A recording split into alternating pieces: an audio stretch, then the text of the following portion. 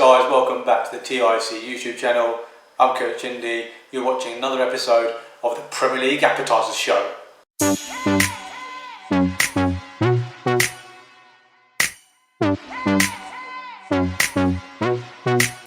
On today's episode, we'll be talking all things Game Week 27 results, in which there was one or two shock results, but also Manchester City back to winning ways. Also previewing Game Week 28, have a look at those fixtures to see if there's any interesting matchups there.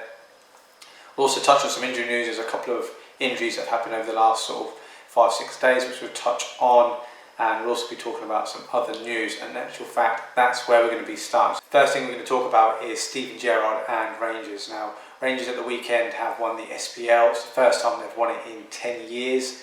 They've stopped Celtic winning 10 titles in a row. So fair play to Steven Gerrard. Congratulations to him, and put a kudos to him as well for winning a league title in his first managerial role, if you like. Now, some people argue the Scottish League isn't the greatest, which it isn't the greatest, but nevertheless, you're going to go and beat the opponent in front of you, and or the opponents in front of you, and he has done that. So, just a few statistics for you. Only conceded 2 goals at home all season in the league, on 16 out of 16. I think they've only conceded 9 goals in all league games this season. Unbelievable feat. So, fair play to him. The South American qualifiers have also been suspended. Now, some of you might know there's an international break coming up the next sort of week to 2 weeks. The reason for that is because of quarantine restrictions. So a lot of the South American countries are on the sort of the red list, if you like, in terms of coming back into the UK, which means they'll have to quarantine for a minimum of 5 days, in some cases 10 days. So they've just decided to suspend all qualifiers, which kind of makes sense. And because it's so far to sort of travel and stuff like that, and with this, obviously this new Brazilian variant with COVID-19, that's obviously playing a part as well. David Moyes had some comments to say about Declan Rice before their match up against Leeds on Monday evening. He said he wouldn't sell Declan Rice for £100 million, which I can understand that statement, but it's a big statement. He is an outstanding player, he's a world-class player. Whether they can get £100 million for this player in the current climate, I'll suggest not. However, he's probably just trying to highball a little bit, make sure that the prices are at the high end. If they are going to sell him, they're going to get max price for him, and obviously that can be rebudgeted and sort of distributed into the squad when they go and buy some replacements, etc. Found a little funny comment from Jose Mourinho. Actually, they played Crystal Palace the other day and they won, I think, 4-1. And in one of his post-match interviews, he mentioned that we scored 100 goals, but joked about it, about his team being so negative and playing really, low blocks, etc. They've scored 100 goals in all competitions now, so he had a little joke there, which I thought was quite funny. Moving down to the lower leagues, Coventry have now finalised a deal to return to the home stadium at the Rico. That will be as of next season, which is obviously good news for the fans, probably in time for the fans returning as well. So that's good news from the financial point of view at Coventry. Fabianski signed a 1-year contract extension. Will take him to, so his contract runs out at the end of this season. Will take him to the end of next season, which at that point now I'm sure they'll be looking to replace him, or probably looking now as well as we are. Manchester United have appointed John Murtough as their football director. They've also employed ex-player Darren Fletcher as a technical director. I think these positions have probably been rumoured to be needed for a little while now, maybe 2, 3, 4 years, maybe back to Jose Mourinho days potentially. I think it's a smart decision from the club. Just has that bridge from owner and the manager, sort of having those two people there where they can talk football and business at the same time. I think it's just generally going to help with the football operations of the club. So just going to move on to some injury news now. So a couple of things to mention. Thiago Silva is now back for Chelsea. I don't think he's played any minutes yet, but he's been in the squad certainly against Everton on Monday night. I'm sure he'll make his return probably in the next game, possibly in the Champions League. Danny Ings for Southampton has pulled his groin. He's going to be out for a little while, maybe up to 4 weeks. That's a big blow for Southampton given their form. Having said that, they did win the last game, which we'll touch on a little bit later on. But generally speaking, they're in dire form and they're slipping down the table at a drastic rate. So yeah, big blow for them. Their biggest sort of threat in terms of goal scoring. And then Marcus Rashford, he is He had a bit of an ankle injury in the Manchester City game. Looked like he rolled his ankle, not entirely sure. There is definitely ankle damage there. It's come out the next sort of day to 2 days that there's no ankle ligament damage. However, he could miss a little bit of time, maybe a week to 2 weeks. Probably a bit of doubt whether he goes with England on international duty. Going to move on to game week 27 results now. We'll start off with Burnley versus Arsenal. This was the early game. Finished 1-1. Bizarre goal for Burnley. Granit Xhaka, sort of Arsenal, the way they play, and a lot of teams play now, playing out from the back. Took one too many touches, tried to clip it over Chris Wood, didn't quite execute the pass. It's hit Chris Wood's hip and deflected into the goal because Leno was sort of the other side of the goal and just had no chance to react. I would say Arsenal deserved to win the game. They had plenty of chances. Goal line clearances, Pepe had a huge chance. Aubameyang actually scored the goal, so another day Arsenal win that 3-4-5-1 potentially. Sheffield United versus Southampton. Now I touched on Southampton back to winning ways. They won this game 2-0. Stops the rot, I think, 7 defeats in a row potentially. Che Adams and Ward-Prowse with the goals. Really good news for them to sort of get back to winning ways. Obviously touched on the Danny Ings injury. That could play a part in terms of their form going forward. In terms of them potentially picking up a lot more L's and not scoring enough goals. However, they did survive in this game and pick up a W against Sheffield United. Aston Villa versus Wolves finished 0-0. Not much to say about this game. We're just going to move straight on. We know Aston Villa missing Jack Grealish, and you can argue Wolves are still missing Raul Jimenez. So moving on to Brighton versus Leicester. They finished 2-1 to Leicester. Daniel Marty actually scoring the winning goal, if you like. He hasn't scored for a number of years, certainly in the Premier League, and it was, I wouldn't even say it was deserved necessarily. You could argue from Leicester's point of view they were more clinical, which voters will probably say, but Brighton had the bulk of the opportunities on the play and they probably deserved at least a point out of the game. Moving on to Sunday games, West Brom versus Newcastle. This was a bore 0-0. We're not going to talk about it much. I didn't see the game, so I can't actually talk about it much, other than Newcastle were happy to keep the same distance from West Brom. It's a point away from home, a clean sheet. They'll be happy. West Brom will be very disappointed. This is a surprise result we were talking about. Some people might say it's not a surprise, but Liverpool 0, Fulham 1. Lamina with the goal. Now Fulham absolutely deserved all 3 points in this game. From the way they defended, from the way they showed courage on the ball, and the way they attacked and scored the goal as well. And they could have had more goals. And Liverpool they've looked like they've dropped off a cliff. Like compared to the last 2 to 3 seasons, they have massively fallen off a cliff in terms of performance, work rate, togetherness, everything about football, every attribute you can think of in terms of individually and collectively, they're just not there. And Jurgen Klopp kind of said they didn't deserve anything from the game as well. And they're massively under threat in terms of, certainly not quite for the Champions League, but even just European football altogether, that would be a massive disappointment for Liverpool. Obviously, smashing news for Fulham. It puts more pressure on the teams above them, like Brighton losing and Newcastle only picking up a point, etc. Burnley. So yeah, very good for Scott Parker, and they continue to sort of elevate their game and pick up results. I think I saw a stat the other day. In the last, it might be since December, they've had the most clean sheets. The second most clean sheets, only behind Manchester City, since the middle of December or something like that, which I thought was outstanding, considering how naive you could argue they were at the beginning of the season. Manchester City 0, Manchester United 2, the Manchester derby. Really good win for Manchester United. It stops that negative run that we're on as well, and also stops Manchester City's run as well of 21 W's in a row. Obviously, Manchester City point of view, they're going to be disappointed to lose to their rivals, the team that was sort of going into the weekend were second in the league. And when the game was played, Manchester United had dipped down to third, but now back up to second. Goals from Bruno, penalty. Martial won the penalty in the first minute. Foul from Jesus. And then Luke Shaw scoring the goal as well, which was a really good goal. Lots of good sort of kudos for lots of people. Henderson in terms of distribution, Luke Shaw in terms of driving and identifying the space to attack.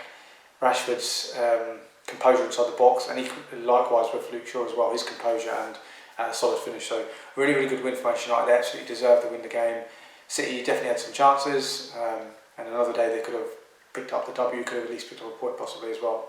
Spurs versus Crystal Palace finished 4-1 to Spurs. Kane with a brace, Bale with a brace, Son with an assist, Kane with a brace with an assist as well. Looking a bit ominous for the rest of the teams around, sort of fighting for that European position, Champions League positions. Spurs seem to be finding their goal scoring form, and even just W's in particular, and picking up lots of threes. I think that's 3 games in a row where they've picked up W's. That's 9 points, and they've elevated them up, I think, above Liverpool now as well. So they're moving in the right direction, and obviously they're still in certainly in 3 competitions, possibly 4. I think they're in 3 though. I think they're knocked out the FA Cup. Moving on to Monday, then we had Chelsea versus Everton. This game was potentially an opportunity for both teams, whoever won the game, to move into 4th position. And it was Chelsea that came out on top. They won the game 2-0. It looked like Chelsea had the bulk of the chances. There wasn't loads of chances, but they had the better chances. Everton didn't really perform as well as they have done in recent months and weeks. Ancelotti kind of alluded to that in his post-match interview as well. Thomas Tuchel just continues to, I wouldn't say steamroll any opposition or every opposition, but continues to find a way to win and pick up them W's, and now they're into the top 4. Okay, moving on to West Ham versus Leeds. Finished 2-0 to West Ham. Jesse Lingard winning the penalty, taking the penalty, missing the penalty, converting the rebound of the penalty, putting the 1-0 up, and then Dawson scoring as well, the centre half from a Cresswell corner. West Ham deserved, after the first 10-15 minutes, they deserved, I thought, the rest of the game. They didn't play particularly well, but they showed a lot of the ugly side of the game, which I think you need at times throughout the season. You're not going to play pretty football all the time. That moves them back up to 5th in the league, just outside the Champions League positions. A really, really good win for them. Another clean sheet. Leeds disappointing in some respects. I mean, they did have 2 goals disallowed in the first 10 minutes. Rightly so. VAR chalking them off, should I say. But I'm sure they'll come back next game, not a problem at all. Moving on to Manchester City versus Southampton, which was last night's game. Big game for Manchester City, given the fact they lost their last game to Manchester United in their Manchester derby. In actual fact, they were a bit nervy in the first sort of 10-15 minutes. It looked like Southampton had a lot of secure possession. It looked like they weren't necessarily creating chances, but they had moments in the final third where they had a bit more precision, a bit more finesse. They could have caused a bit more problems for Manchester City. However, Man City's first attack, they go and score, Kevin De Bruyne. They go on to win the game 5-2. De Bruyne scored a brace, Gundogan and Mahrez with a brace. Goals from Chadams and Ward-Prowse penalty, sort of consolation goals if you like, for Southampton. However, they did equalise, they did make it 1-1 from the penalty spot, but after that it was pretty much all Manchester City, especially in the second half where they really came out the blocks and took the game to Southampton. So that restores Manchester City's lead back up to, I think, 14 points. However, they've played a game more than the teams below them. And we've obviously touched on Southampton's form. It probably was really, really vital that they beat Sheffield United in their last game, because if they lost that and then this one as well, then they would have been on almost a sort of close to 10 games with L's in a row. And obviously in the Premier League, that's, in terms of a managerial point of view, you're flirting with, let's say, just getting the sacking, shall we say. Going to move on to game week 28 fixtures, which are really, really interesting games as well, actually. So, first game is Newcastle versus Aston Villa. Now, I always seem to be talking about Jack Grealish, if he's fit, if he's not. If he isn't fit, I'll put Newcastle as favourites in this, despite them having Callum Wilson, St Maximan, Almiron, all these types of players, especially attacking types of players, missing. I just think the game would mean more to Newcastle in terms of picking up a result. That hunger might just see them over the line. However, if Grealish is fit and available, then obviously it's a different case altogether. Leeds versus Chelsea. This could be a mouth-watering game potentially. It's the early kick-off on the Saturday. Obviously, you know the way the Leeds are going to play. They're going to play gung-ho, 100 miles an hour all the time, run you into the ground kind of scenario. Whereas Chelsea will look to try and protect the ball, look after the ball, secure possession, try and play through the thirds and break and wear the opposition down. It'll be interesting to see how that sort of pans out actually. Palace versus West Brom. Again, if West Brom have got any sort of hope of staying in the division, this is the type of game they need to pick up a W in. Got no qualms about Crystal Palace. We've obviously got Roy Hodgson in charge at the moment, so they're going to be absolutely fine. Although I think mathematically they still need maybe 3 to 6 points just to be really, really secure. Everton versus Burnley. I don't think this is a particularly good game for Burnley. I think Everton traditionally do quite well in this fixture. Obviously you've got Calvert-Lewin and Allen back now, and hopefully Hammers will be back for Everton as well. So they're almost pretty much fully fit and raring to go. And obviously they've got a good chance of finishing, certainly in the European position, but if not the Champions League positions as well. Bear in mind they've got a game or two in hand in terms of the teams above them. Fulham versus Manchester City. Fulham obviously picked up a really good win in the last game against Liverpool. Can they continue that momentum? Manchester City are obviously looking to put a marker down before the sort of second and third play in the league in terms of Leicester and Manchester United. They both play on the Sunday, so they can extend the lead even further. I think it's actually quite a tricky game for Man City, just because the way Fulham play, they'll play a nice attractive way, and they'll believe in that way as well. I remember the reverse of this game. It was Manchester City could have won this game by a bigger margin than what they did. So yeah, I think I can see this being quite a tight game, but Man City come out on top. Southampton versus Brighton, huge game for both teams really, because if Brighton can go and pick up a W in this game, it just drags Southampton into the relegation fight, because they're not out of it. They're the one team. There's always sort of seems to be one team that sort of their form dips in the second half of the season, and Southampton are that team at the moment. And obviously they're just going to be fighting tooth and nail to sort of pick up that W and sort of increase that distance to them and Brighton. Leicester versus Sheffield. Now I don't know if Leicester don't have any players back yet, i.e. Johnny Evans or Maddison, them types of players. They're going to be heavy favourites for this game, despite having those injuries, Harvey Barnes as well. So yeah, I'll put Leicester massive favourites. Sheffield United, they're pretty much doom and gloom at the moment, although what I will say is the team in every single game, they never look like they're not fighting for the manager, which is a really, really good marker in terms of how Chris Wilder is as a manager and the reputation and the respect the people and the players have for him. Arsenal versus Tottenham, that's sort of the biggest game, if you like, of the weekend in terms of history and rivalry. Obviously the North London derby. Both have got Europa League games prior to this game as well, so injury news might play a part in this in terms of one or two key players could get injured, and that could obviously sway the favour to the other team. So we won't talk about that one too much. Manchester United versus West Ham. Now in terms of league position, this you could argue is a mouth-watering game as well. West Ham actually going to be fighting tooth and nail to pick up another W, put some pressure on the teams above them as per normal. And obviously Manchester United, again, they go play at AC Milan in the Europa League tonight, so we don't know what their injury section is going to be like in terms of will Rashford be back, will they pick up one or two injuries, hope not. However, they've got a deep enough squad, so I think they'll do okay in. And then we've got one more game, which is Wolves versus Liverpool. You have to say Wolves are favourite in this game. Liverpool can't pick up any type of win, it seems like at the moment. And I know they picked up a W a couple of weeks ago against Sheffield United, and it was away from home, so maybe that's in their favour. And incidentally, they did win their Champions League game last night, so maybe just being away from home in the league certainly, and away from home in general might actually serve them a little bit better. But Wolves have been in fairly decent form the last half a dozen games or so, picking up plenty of points and looking like their old self. So this is going to be a very, very difficult game, regardless of Liverpool's form. You can argue it's a 50-50 game. Going to move on to some Indy versus the rest of the world results now. There's lots of sort of points off the stake like there is every week. There's obviously an extra game to talk about as well. This time round we had a lad I know him from back in the day. His name was Matt Brodie. He's a Liverpool fan. He actually fizzed in his results really quickly. I literally sent out a text within 5 minutes. Bang! His predictions were over. And let's just say he's done rather well. And the reason behind that, he said, you shouldn't really think about these things. Just go with your gut. Yeah, he's done quite well. Let's just put it that way. So we'll dive in. Burnley versus Arsenal. We've both gone for 2-1 wins for Arsenal. We finished 1-1, so we don't pick up any points there. Sheffield versus Southampton. We both went for 1-1 draws. Finished 2-0 to Southampton. Again, 0 points apiece.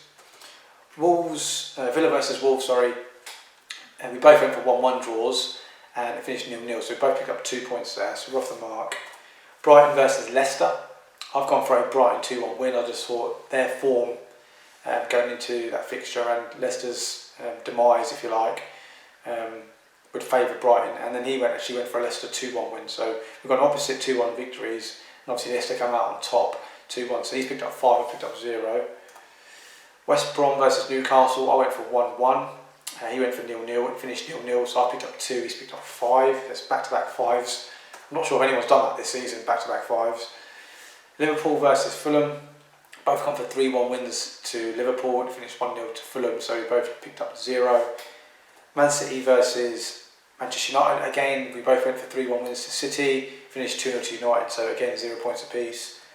Spurs versus Palace, I went for a 3-1 win to Spurs, he went for a 3-0 win to Spurs, it finished 4-1 to Spurs. We both pick up 2 points, we keep moving. Chelsea versus Everton, I went for a 2-1 narrow win to Chelsea, he went for a 1-1 draw and it finished 2-0 to Chelsea, so I picked up 2, he's picked up 0. West Ham versus Leeds, I went for a Desmond 2-2, he went for a narrow win for West Ham 2-1. And it finished 2-0 so to West Ham, so he's picked up 2, I picked up 0. Last but not least, Manchester City versus Southampton, I've gone for a 3-0 win to City, he's gone for a 5-0 win to City and it finished 5-2 to City, so we both picked up 2 points. So, okay, moving on to the nitty gritty, so the results. So I've moved on to 10 points, which is not great at all. Brody's helped the rest of the world to 18 points this week, so now scores on the doors are, I've moved from 208 up to 218 for my 10 points. The rest of the world moved up from 203 up to 221. So now the rest of the world lead by 3 points. So what a turnaround over the last 2-3 weeks where they've clawed back sort of 10 points-ish and now they're 3 points of lead. However, we're still, you could argue we're now going to the final stretch of the season. So we'll see how our next opponents get on, I suppose, in the next sort of few weeks, see who can rise and who can thrive, if you like. Yeah, that concludes another episode, guys. I'm sorry, I'm just a little bit disappointed with my score. It's only 10 points, it's really disappointing. But we'll move on to next week and we'll actually go again. That concludes another episode of the Premier League Appetiser show, guys. If you haven't subscribed to the channel already, please do so. It does help the channel grow a little bit further. Leave a like, leave a comment, and we'll see everyone next time.